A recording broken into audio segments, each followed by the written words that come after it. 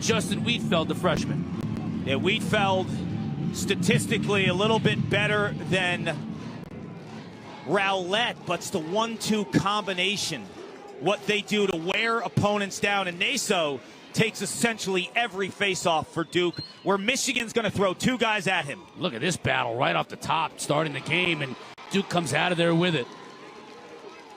It's Carpenter. Not afraid to pull the trigger himself, but McAdory now with the ball in his cross. McAdory this year, Clark, making the move from a midfielder last year as a freshman down to the attack line between Brennan O'Neill and Dyson Williams, and that has made that trio magical. Yeah, you lost a little bit of his in-between-the-lines play because he's so multi-dimensional.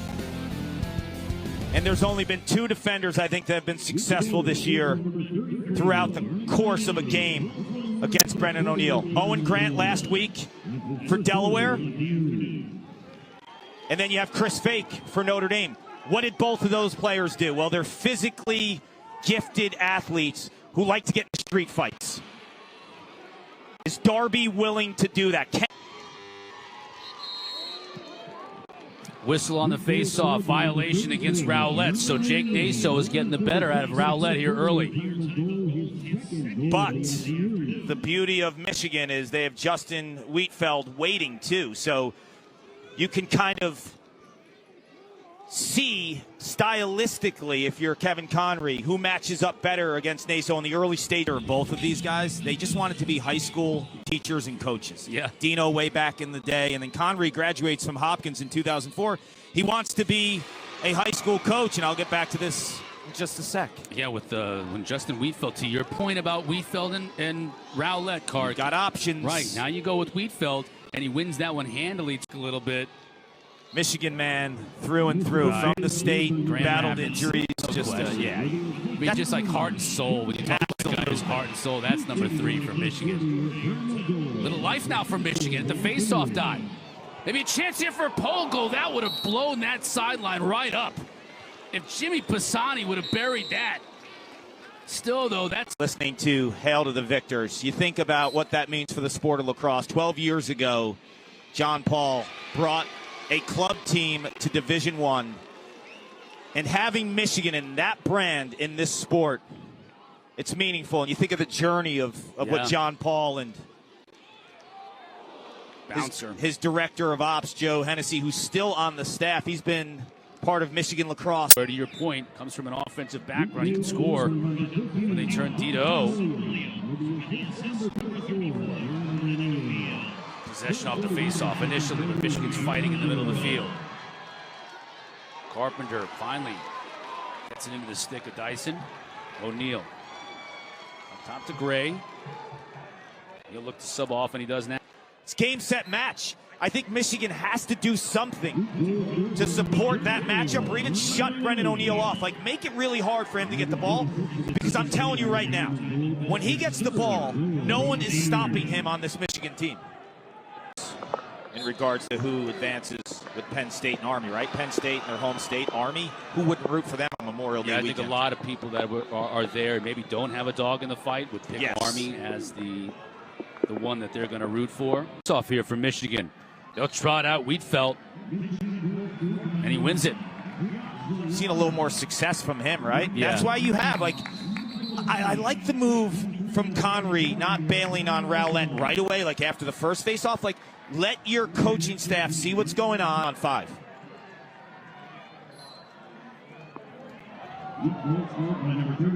His 4th of the day stretches that Duke advantage now to 3 goals. Wietfeldt battling, trying to get the ground ball. Can't do it, though, as Gray tracks it down. Frizzoli, he can shoot. Opts the pass, and that's a good decision. McAdory. 2 quick goals for Duke. They're up 4.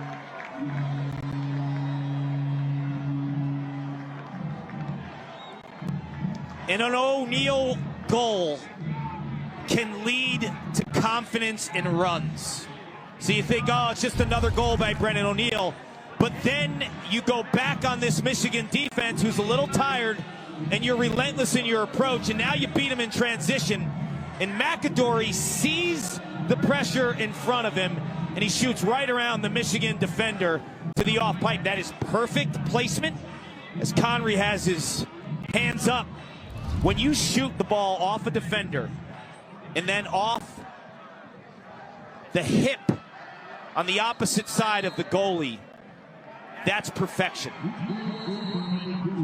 Little English on that shot, too, as it hit the turf and spun to the left into the net. Conry was unhappy. I think he wanted to push in the back, get a moving pick here, so he'll get great play. There's nothing you can do to defend that. This battle, Naso pops right into Frizzoli's stick, but he gets it dislodged. Now he's chasing after it. That's going to be off Duke and rather Michigan ball. What a play by Mikey Boehm.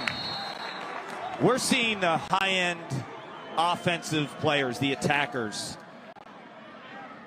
the really great ones, take so much pride in riding and defending when teams are trying to clear. The Kavanaughs, Mikey Boehm, they're like pit bulls when the prowess has left them at just the wrong time in this game. Props to Jake Naso, who's going against a two-headed monster in Michigan, the best duo in the country. Naso now with his 9th win to Michigan's 5. McAdory. A defender to change his line and reach a little bit. So Tommy Schelling with a really smart play. Now it's Naso and Wietfeldt. Picked up by the Wolverines.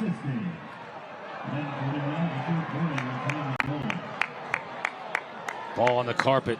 Still on the carpet. Turnover. Oh, then we'll get a whistle, though.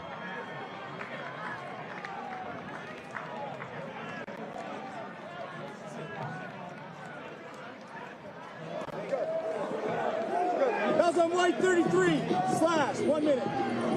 White 33 slash 1. Reset game. Had the game winner in overtime. Had a huge game in general against Cornell. And an emotional aftermath after providing the winning margin for Michigan to get to the next round. Now we're going to get a penalty against Michigan. Thompson's a local boy from Ann Arbor.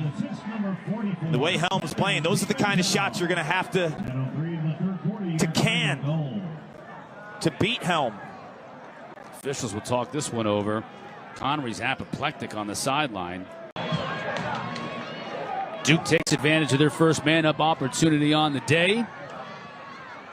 The lead is 4. Wietfeldt now battling.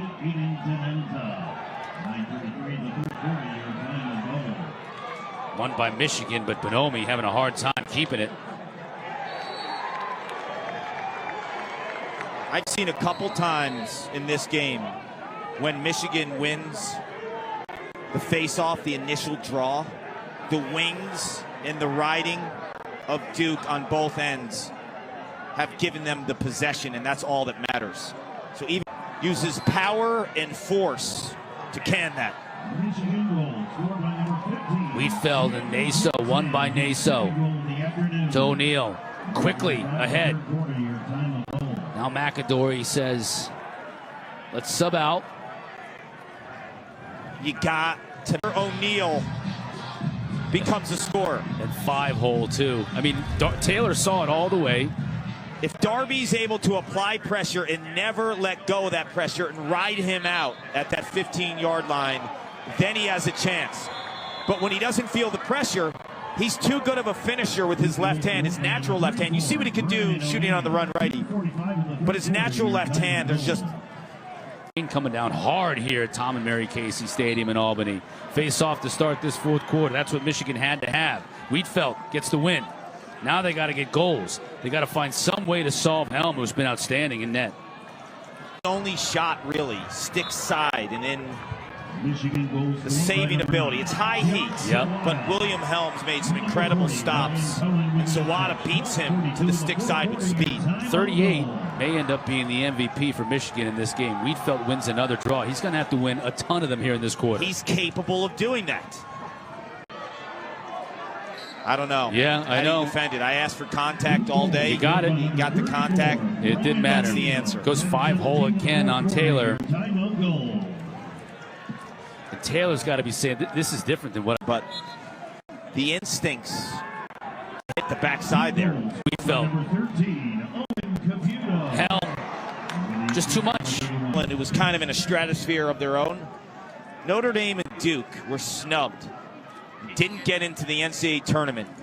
That's been on their minds ever since. And the fifth-year transfer goalie comes in and wins a battle. Coach Sanowski told us they've had incredible this season. He's going to be an incredible pro. I think he'll play in the PLL for over a decade. I think he'll play in the NLL, the indoor league, for over a decade. His dad, Sean, is one of the greatest Canadian indoor box lacrosse players of all time. He's a teammate of John Grant's for many years. Oh, Frisoli hammered Bonomi. We got a timeout before that happened, so at least Michigan is able to keep possession. I thought was really, really elite, high-level stuff. On the run, feet moving. They were hugging pipes. All of his shots were hugging the pipe. Faceoffs have been a good battle today. Pretty much even. I think 13